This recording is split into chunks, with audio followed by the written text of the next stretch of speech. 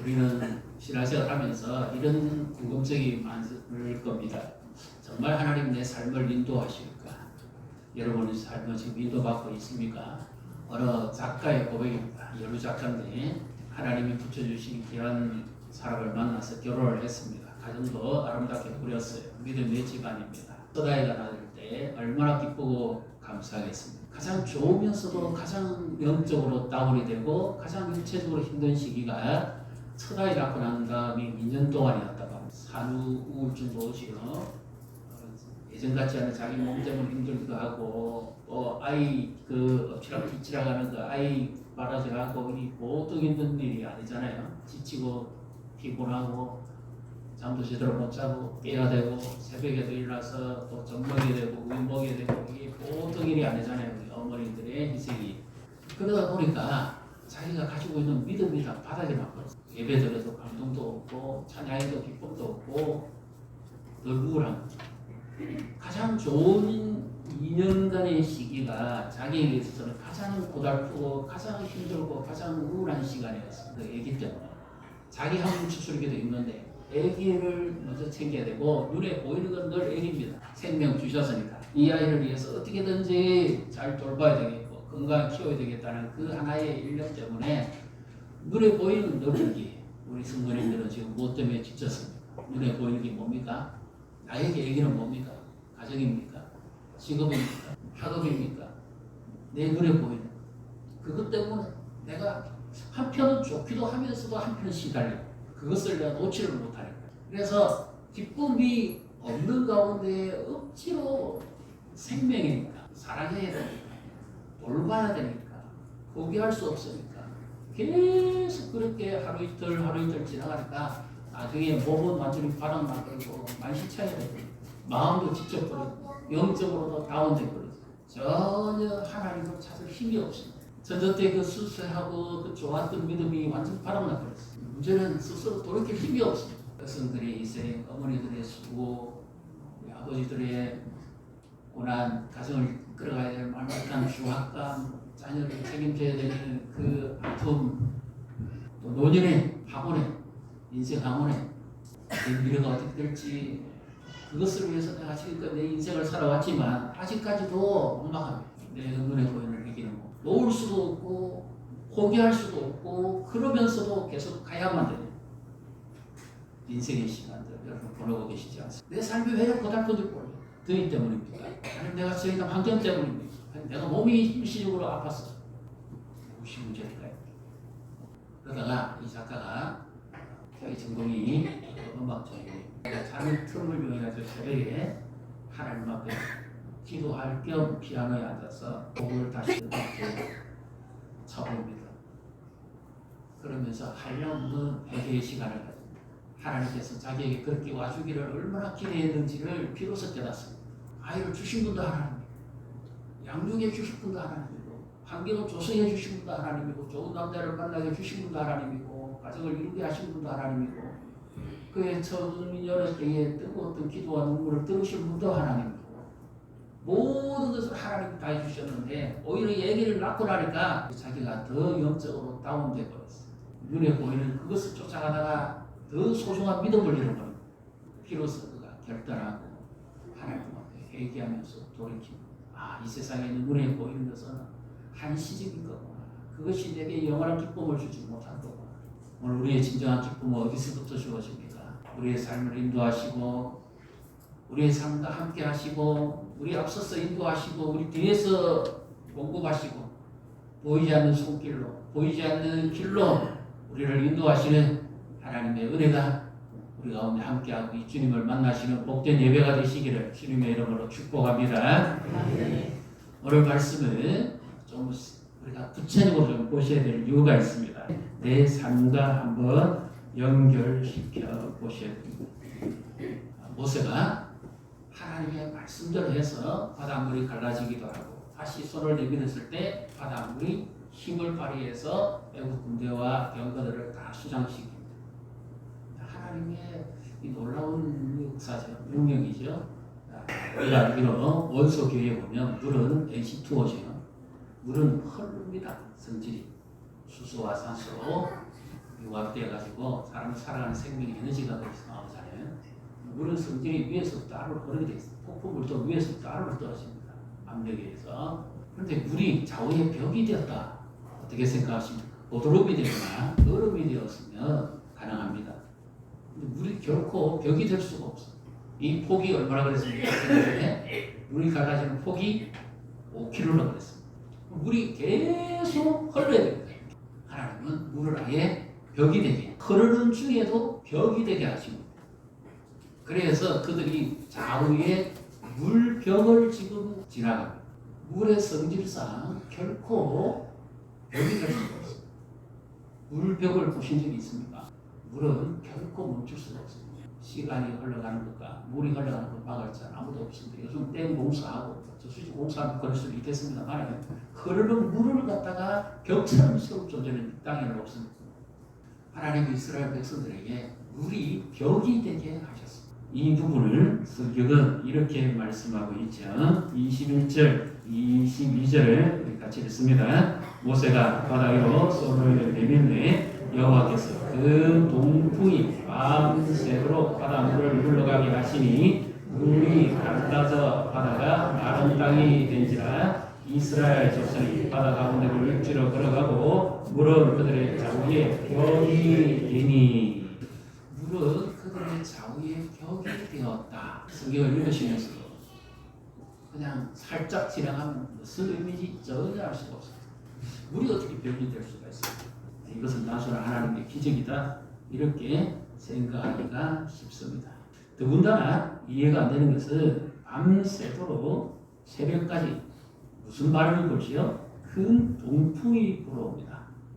북서풍은 찬바람이고 가위를 믿게 하는 것이지만 남동풍은 그 뜨거운 바람입니다. 그래서 동풍이 불었을 때 물이 얼음이 아닌 다음에 설 수가 없습니다. 하나님의 인도하심은 우리의 생각과 완전히 다릅니다. 그래서 성경에 똑같은 그 길을 지나가죠. 애굽의 군대가 그 물이 벽이 되어 있는 그 길로 그들도 들어와서 추격합니다. 23절에 보면 똑같이 들어옵니다. 그러나 그들의 결과를 한번 보십시다. 26절, 27절을 같이 읽습니다. 보면 여호와께서 모세에게 이르시되 내 손을 바다 위로 내밀어 우리 애국 사람들과 그들의 병거들과 마병들이 같이 흐르게 하라 하시니 모세가 손을 바다 위로 내밀매 새벽이 되어 바다의 힘이 회복된지라. 애국 사람들이 물을 거슬러 도망하나 여호와께서 애국 사람들을 바다 가운데 엎으시니. 똑같은 길인데 이스라엘 백성은 건너갔지만 애국의 군대들은 전부 투잡됩니다. 어떻게 하나님이 물의 기운을 다시 회복시켰다. 이렇게 말씀하셔요. 물이 그냥 갑자기 서 있는 게 아니었어요.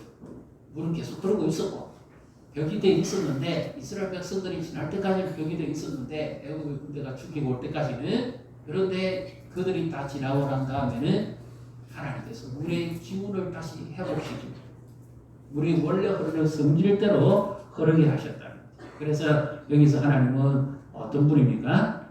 물의 기운은 바로 심판을 받고 하나님의 능력은 그 믿는 자들은 구원하시고 하나님을 대적하는 자들과 믿지 않는 자들과 사단의 것들은 심판하시는 하나님이시다. 이것을 물에 갈라진 벽으로서 하나님이 지금 보여주시는 겁니다. 우리 참고구절을 한번 보겠습니다. 구약성경인데요. 스가랴 2장 5절을 같이 읽습니다. 여호와의 말씀에 내가 불로 둘러싼 성곽이 되며 그 가운데서 영광이 되리라. 불로 둘러싼 성곽입니다. 성곽은 아무리 요즘같이는 안 된다고 보더라도 돌이나 흙으로 벽돌로 이렇게 세워서야 되죠. 그래야 단단하죠. 그런데 하나님 지금 이스라엘 백성들을 스가랴 선지자에게 회복시키는데 하나님이 친히 그들의 성곽이 되어주시겠다. 보호자가 되어주시겠다. 구원자가 되어주시겠다. 안전망이 되어주시겠다. 그 말입니다. 그것이 어떻게 가능하냐? 둘러서 외부에서 어느 누구도 침입하지 못하도록 하나님이 친히 구원자가 된다 동시에 심판자가 되어서 그들의 성벽이 되어주시겠다는 믿습니까? 하나님 우리의 구원자요 보호자요 안전망이 되시는 줄을 믿으시기를 바랍니다.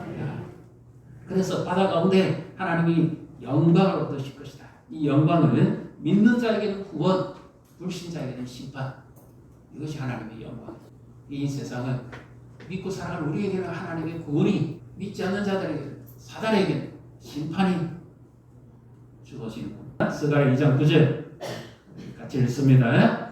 내가 내 손을 그들 위에 움직인즉 그들이 자기를 섬기는 자들에게 요락거리가 되리라 하셨나니 너희가 만군의 여호와께서 나를 보내신 줄 알리라. 아멘. 여기 내가 내 손은 하나님의 손입니다. 전능하신 하나님의 손. 그런데 하나님의 손이 보이지 않아요. 그래서 우리가 힘든 겁니다. 하나님이 뭐 소로금처럼 이렇게 뭐 손이라도 드러나고 이렇게 뭐 보여주면은 쉽게 믿어지겠는데 하나님의 손이 안 보입니다. 그 애굽의 군대가 출격했던 것도 하나님의 손이 보이지 않으니까 출격했죠. 그 전능하신 하나님의 손이 나타났으면 그들이 출격했을까요?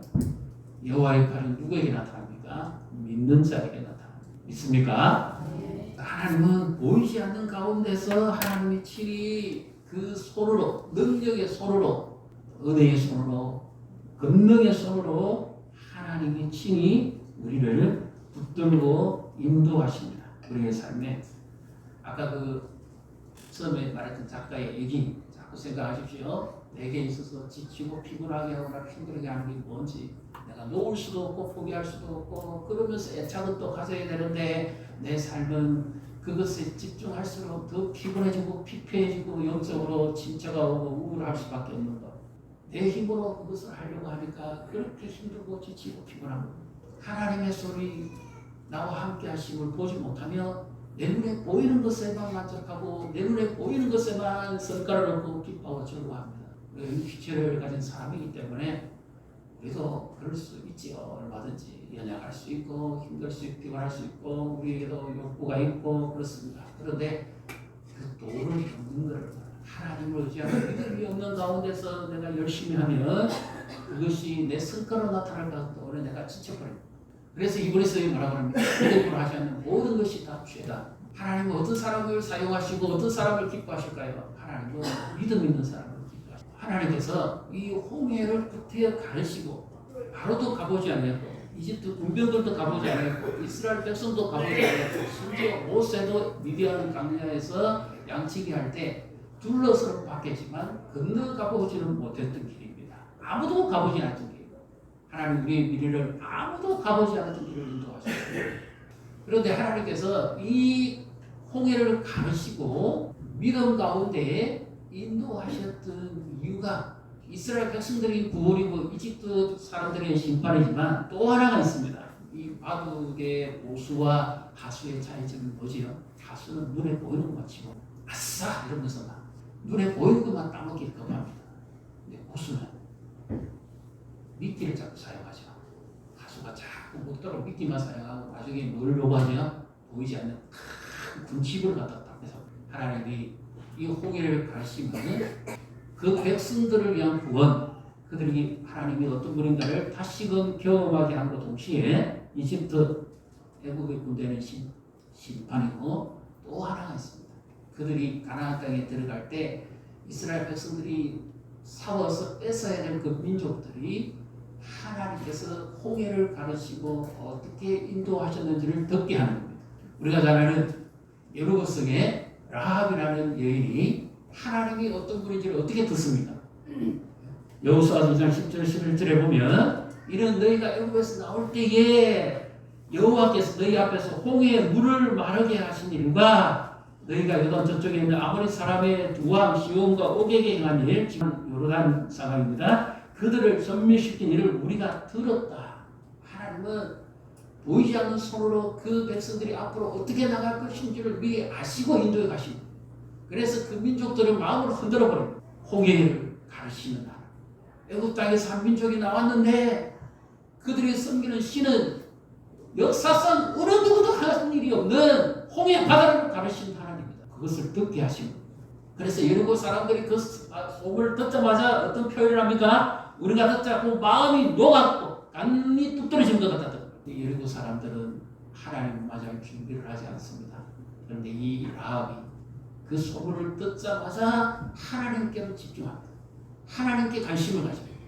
그래서 너희 하나님은 위로는 하늘에서 아래는 땅에서 하나님 믿습니까? 우리가 믿는 하나님은 위로는 하늘에서 아래는 땅에서 믿는 움직이시는 하나님이신 줄 믿으시기를 바랍니다. 자, 그 작가의 이야기를 또 하게 되는데요. 그 청년 때에 아버지가 일찍 돌아가시고 어머니 밑에서 자라는데 집이 좀 가난했습니다. 레슨하고 하루 한 달에 뭐 20만 원 벌면 많이 버는 거고 정말 신발이 닳도록 주워가야 되고 피곤하고 그랬는데 너무 고달프고 힘드니까 하루는 이런 하나님께 하소연이 됐답니다. 하나님, 나 지금까지 하나님 앞에 예배드리고 하나님을 섬긴다고 해왔는데 난 아버지도 안 계시고 어머니는 나한테 행편도 안 되고 도와줄 방도 못 되니까 하나님이 정말 내 아버지라면 내 한 달 필요한 것을 주세요. 하나님께 때를 쓴 겁니다. 그랬더니 생각지 않게 자기가 요구하는 20만 원이 벌어집니다. 레슨이 바로 연결이 됩니다. 그래서 이 사람이 이것을 경험하고 난 다음에 그의 믿음의 눈이 떠지는 겁니다.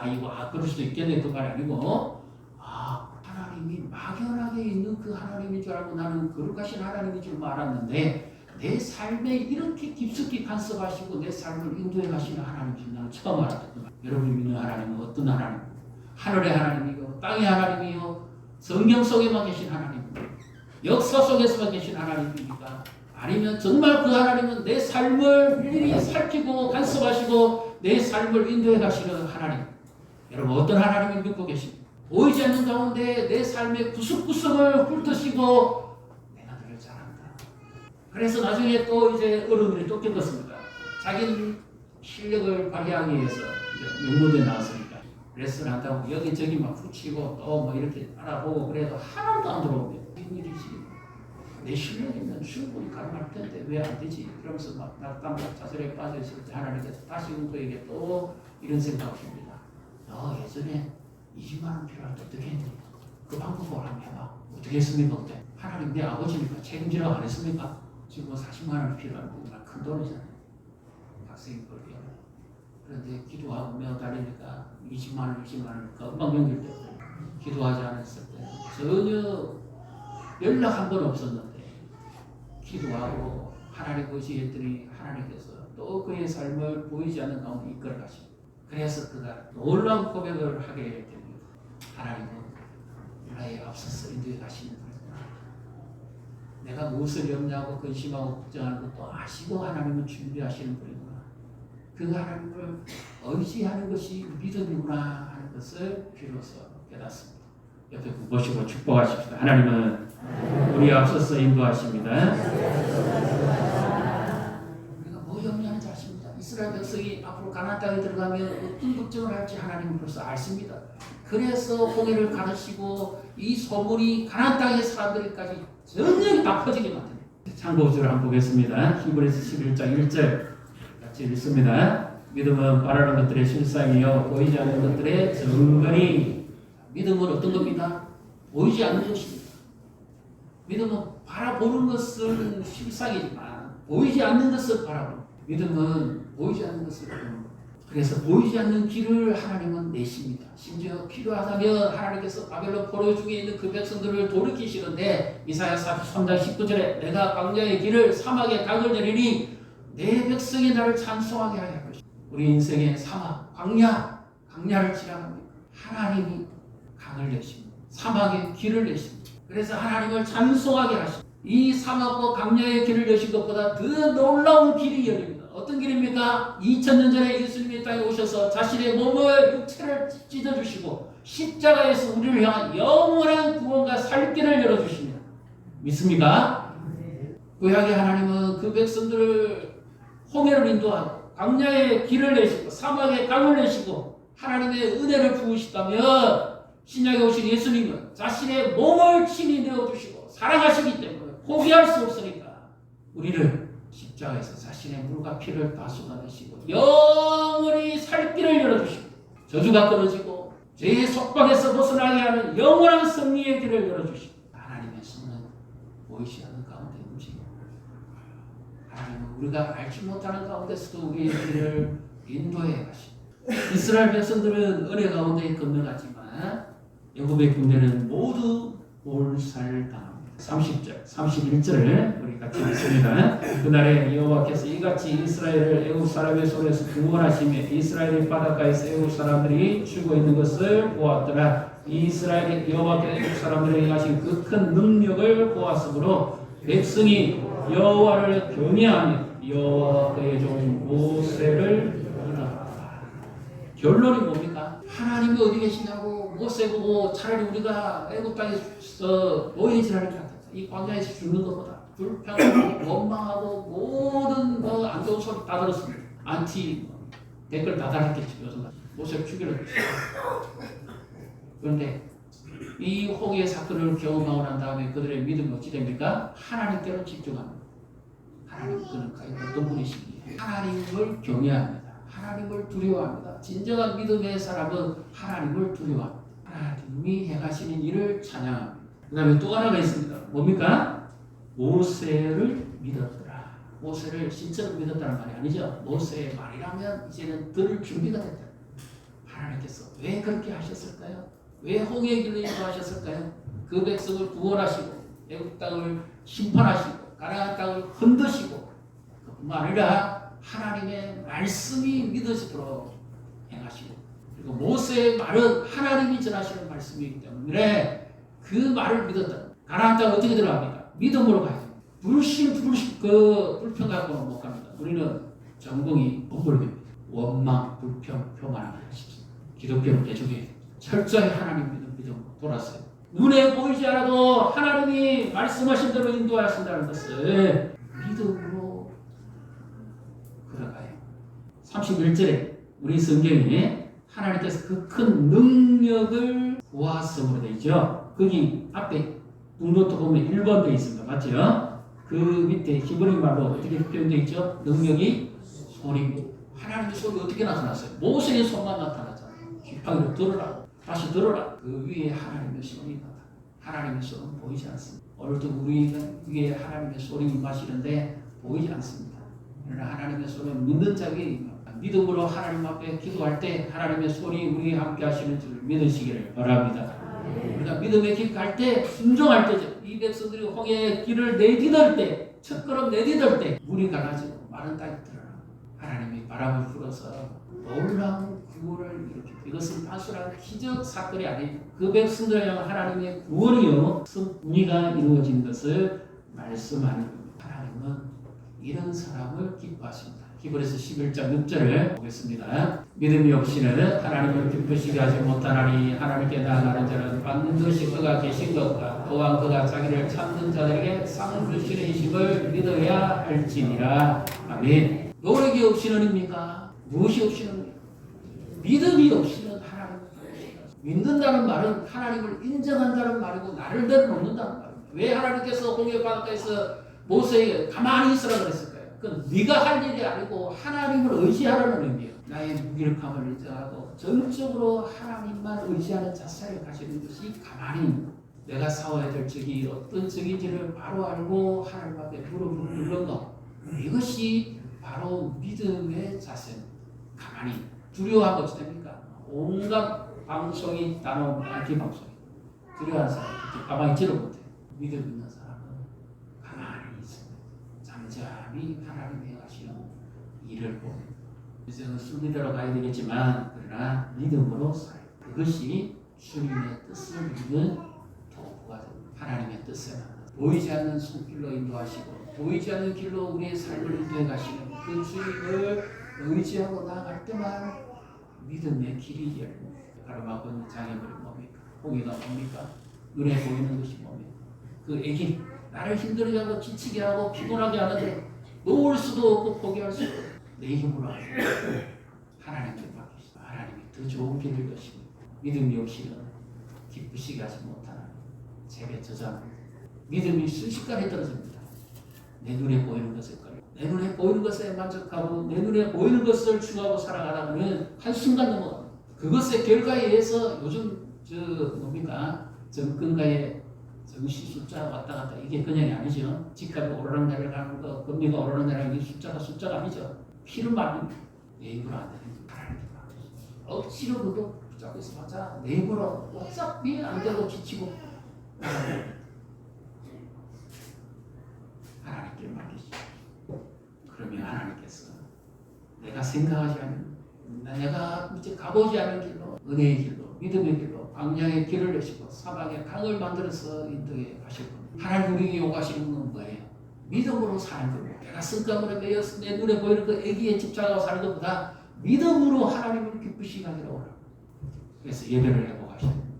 이제 날씨도 선선해지는데 무엇보다 하나님을 가까이 먼저 하나님을 찾으십시오. 하나님께 먼저 시간을 드리십시오. 하나님이 그 작가에게 요구하십니다. 너 힘으로 못 될 거다. 얼마만큼 네가 할 수 있고 내게 맡겨라. 내가 주는 힘으로 해. 먼저 그의 나라와 그의 일을 구하십시오. 하나님께 우선순위를 먼저 드리고 영적인 우선순위를 먼저 말씀과 기도하는 일에 먼저 집중하십시오. 그래야 믿음으로 가는 길이 열립니다. 영적 비타민을 먹어야 됩니다. 답답하다고 피곤하다고 힘들다고 나와버리면 그 작다 꼴라. 영적 비타민 말씀을 드시고 기도하시고 하나님 맡기시고 8.15 강복절이 지났습니다. 우리나라의 영적 회복과 부흥도 이스라엘 백성을 구원하신 것처럼 우리나라 하나님이 구원하셨는데 믿음의 선진들에 그 믿음을 우리가 본받아야 됩니다. 우리 믿음의 어른들을 한번 생각해 보십시오. 교회의 어르신들 한번 보십시오. 그들이 어떤 믿음을 가지고 사는 젊은 세대 처음 믿으시는 믿음을 본받는 롤 모델이 있어요. 하나님 앞에 믿음으로. 그래서 믿음의 주여 온전케 하신 예수 그리스도를 날마다 바라보면서 살아가는 것이 믿음의 생활인 줄 믿으시기를 바랍니다. 아직도 계속해요. 열왕기 상하에 보면 이스라엘과 유다의 많은 왕들이 나옵니다. 그런데 처음에는 순수하게 시작했다. 나중에는 다 교만하고 엎어져 버리고 타락해버려. 믿음은 처음보다 할수록 더 연결해져요. 하나님의 관계가 더 중요합니다. 습관이 중요합니다. 믿음의 습관, 예배하는 습관, 기도하는 습관, 말씀 보는 습관, 묵상하는 습관. 이것이 나를 기대게 줍니다. 습관이 좋은 습관이면 미래가 열립니다. 믿음의 습관을 키우십시오. 하나님이 기뻐하시는 놀라운 은혜 가운데 함께 하시기를 주님의 이름으로 축복합니다.